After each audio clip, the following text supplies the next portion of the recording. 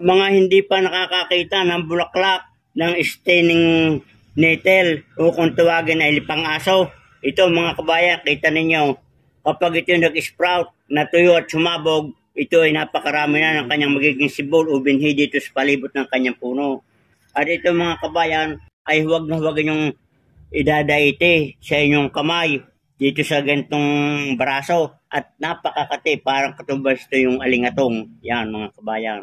Pero itong dahon nito, pag mura, katulad nito, bagong palaang, ito ay pwede nating isahog sa gulay ng mga balatong sa mga ginisa. At ito may pag naisahog natin, wala na itong kate. At ito ay napakasustansya sa ating katawan. Ito ay panglaban din sa mga may karamdaman tungkol sa UTI, prostate cancer. Ito ay tumutulong upang linisin yung mga blood sugar sa loob ng ating katawan. Yan, kita niyo mga kabayan. Yan. Ito, napakakatin yan. Pero ito, hindi makati kung inyong ihahawak itong ganito. Makapal itong ating palad. Yan. Kita nyo.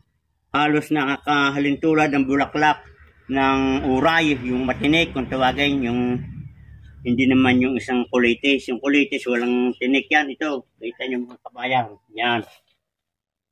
Ito ang nilalaga. Lilinis ang maayos. Itong ugat nito ilalaga at iinumin. At yan ay sa mga may mga sakit sa pantog, yan, napakagaling. At sa iba pang mga karamdaman, sa mga sintomas ng mga cancer o yung tumataas ang bad cholesterol, nakakatulong din ito. Ito ay katumbas na rin yung ating binibiling alingatong.